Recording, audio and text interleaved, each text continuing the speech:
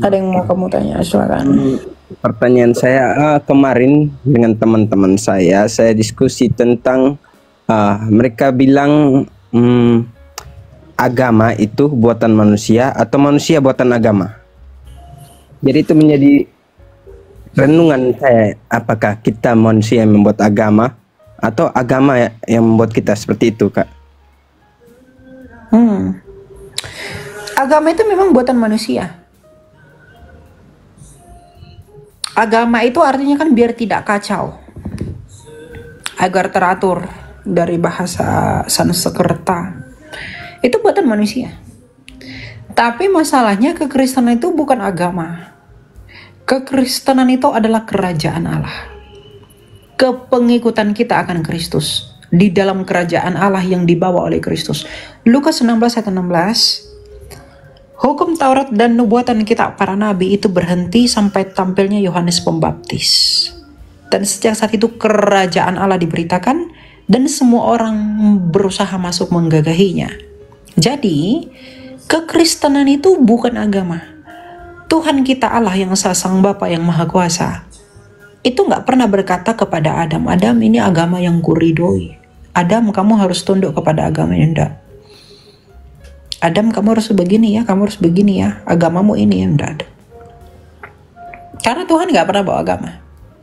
Dia bawa kerajaan Allah. Makanya dunia ini sudah milik si iblis. Makanya ketika iblis itu mencoba Yesus di padang gurun, apa kata iblis itu kepada Tuhan kita Yesus? Kamu kalau mau tunduk sama aku serahkan kerajaan dunia ini kepadamu karena itu sudah jadi milikku. Apa kata Yesus? Sebab ada tertulis jangan engkau mencobai. Artinya dunia ini sudah milik isi jahat karena dosa. Makanya ketika Yesus datang ke dunia ini, dia berusaha memulihkan dunia ini menjadi keadaan seperti sebelum kejatuhan manusia ke dalam dosa. Dan yang dibawa Kristus itu apa? Yesus itu nggak bawa agama, dia bawa kerajaan Allah. Makanya Tuhan Yesus berkata, sesungguhnya kalau anak manusia sudah mengusir setan, kerajaan Allah sudah datang padamu. Itu kan kata Tuhan kita Yesus Kristus. Jadi kerajaan Allah itu sudah datang 2000 tahun. Dan kerajaan Allah ini yang harus kita beritakan bagi seluruh dunia. Menyadarkan seluruh dunia bahwa dunia ini sedang terlena di dalam megahnya kerajaan dunia ini. Gitu. Jadi mungkin secara sekuler, secara administratif, kekristenan itu disebut agama, tapi kita tidak pernah berpatok kepada kamu makan harus begini, kamu minum begini, gerakannya begini, begitu segala macam ya, bukan. Ya, Kolose 2 ayat 16-17. Kesempurnaan itu adalah Kristus. Jadi hanya Yesuslah yang menyempurnakan dan dia yang menjadi penutup dari segala sesuatu. Di luar dia itu tidak ada. Gitu. Jadi yang tawar-tawar syariat itu tidak pernah masuk level Kristus. Karena Kristus lebih tinggi daripada semua itu. Gitu. Ya. Iya, Kak. Tapi maksudnya konsepnya gini. Kawan saya bertanya, apakah menurut pandangan dia semua Tuhan dalam agama masing-masing Hindu, Kristen, Islam dikategorikan berbeda. Jadi apakah Tuhan itu buatan manusia? Makanya dia menanyakan seperti itu. Tidak. Tuhan itu menyatakan dirinya. Enggak pernah ada Kristen dulu baru dia ciptakan Tuhannya bernama Yesus. Tidak. Yesus dulu turun. Yesus turun dulu, baru ada Kristen. Enggak ada agama tertentu dulu, baru diciptakan Tuhannya sendiri. Enggak.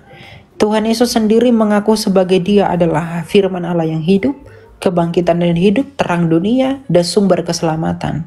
Maka yang mengikuti dia disebut dengan Kristen. Kristianos dalam bahasa Yunaninya atau Mesihim kalau dalam bahasa Ibraninya. Jadi tidak pernah Kristen itu agama yang berkumpul terus buat batu untuk disembah-sembah, itu tidak ada.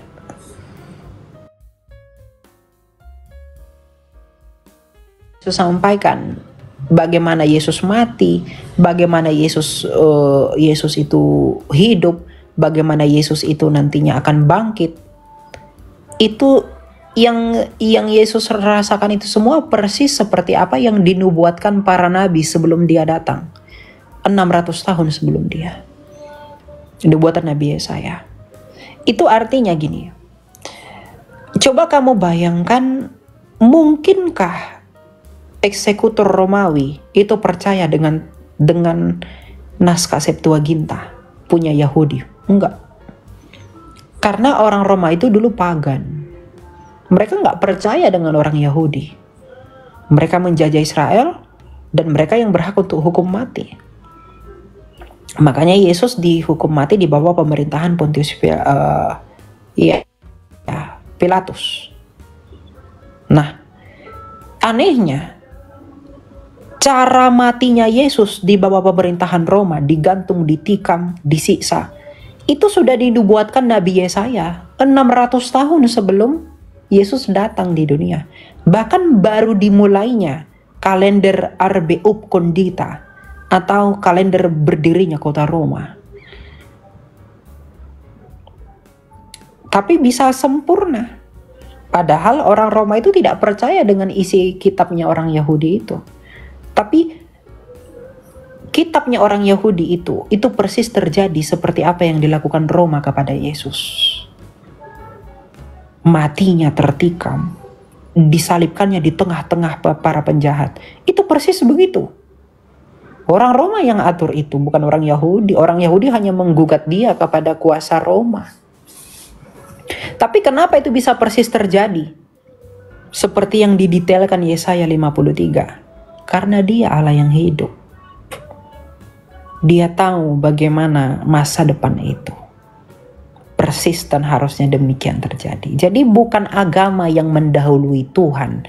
Tuhanlah yang menyatakan dirinya terlebih dahulu, baru ada iman dan kepercayaan. Sama seperti orang bangsa Israel, Tuhanlah yang dahulu menemui Abraham. Tuhanlah yang mempertemukan dirinya kepada Musa. Kemudian Musa membebaskan dari Mesir. Dan iman mereka disebut iman Judaism. Sama seperti Kristus yang datang menyatakan dirinya sebagai anak Allah, pembebas dan Mesias, dan Raja atas surga dan bumi. Maka pengikutnya dia disebut dengan Kristianos. Jadi bukan agama yang memprogram Tuhan, tapi Tuhan yang menyatakan dan yang mengikuti dia itu disebut beragama atas dia. Bukan terbalik. Gitu ya. Terima kasih Kak, udah cerdas sedikit. Nah, saya turun Kak, makasih Kak. Oke. Thank you. Silakan Aris.